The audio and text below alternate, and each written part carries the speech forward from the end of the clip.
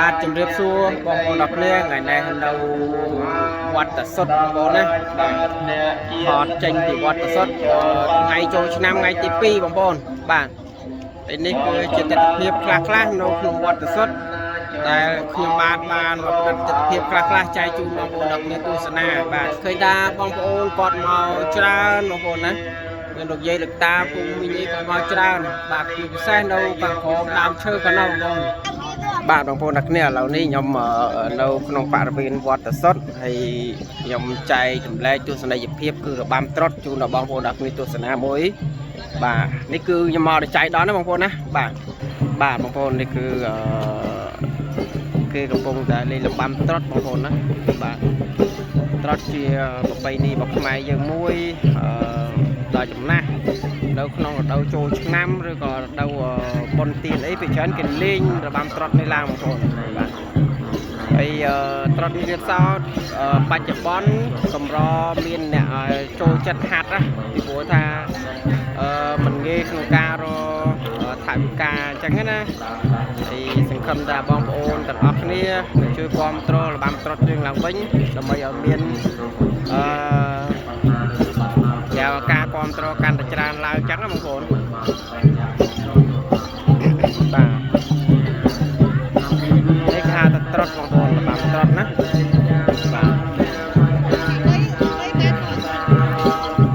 បាទនេះបងប្អូន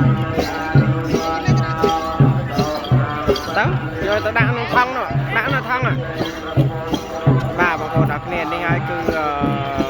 ជាការចូលរួមរបស់ប្រជាពលរដ្ឋដូចជាបងប្អូនដែលគាត់បានមកលេងនៅក្នុងបរិវេណវត្តសុទ្ធផងដែរបងប្អូនណាបាទអញ្ចឹងបងប្អូនកុំភ្លេចចូលរួមចាប់កសលតាមលទ្ធភាពតាមការគួរបងប្អូនតែច្រើនដែរយើងជួយគ្នាទៅណាបងប្អូនបាទតិចម្នាក់យើងចាប់កសលដើម្បីរបាំត្រុដិយើងនៅគង់វង្សបានយូរបាទហ្នឹងហើយបាទនោះចាប់ហើយយើងចាប់កសលម្នាក់តិចបងប្អូនណានេះហើយគឺជាទស្សនវិជ្ជានៃការចូលរួមនៃការរួមចំណែកក្នុងការអភិវឌ្ឍបងប្អូនណាបាទការអភិវឌ្ឍក៏ដូចជាការជួយគាំទ្រក៏ដូចជាការផ្ដល់លើកទឹកចិត្តនៅរបាំត្រុដិរបស់យើងបងប្អូនណាបាទហើយនោះគឺដូចគ្នាបងប្អូនគឺវងរបាំត្រុដិដូចគ្នាណាហើយខាងនោះគឺតិចទៀតខ្ញុំមិនដឹងថាប្រងតបគុំនៅកន្លែងណាចាប់តិចទៀតបើសិនជាមានឱកាសខ្ញុំនឹងថតបន្ថែមបងប្អូនបាទលោកបងប្អូនទាំងគ្នាឥឡូវនេះគឺត្រុដិកំពុងតែធ្វើដំណើរទៅខាងបរិវេណវត្តបាទធ្វើដំណើរបរិវេណវត្តហើយប្រហែលជាតិចទៀតនឹងអាចត្រឡប់មកខាង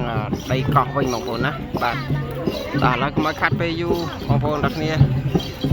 ជូនបងប្អូនទាំងគ្នាទស្សនាប៉ុណ្ណឹងខ្ញុំនឹងថតវីដេអូក្រោយជូនបងប្អូនទាំងគ្នាបន្តទៀតបងប្អូនណាអរគុណច្រើនបាយបាយ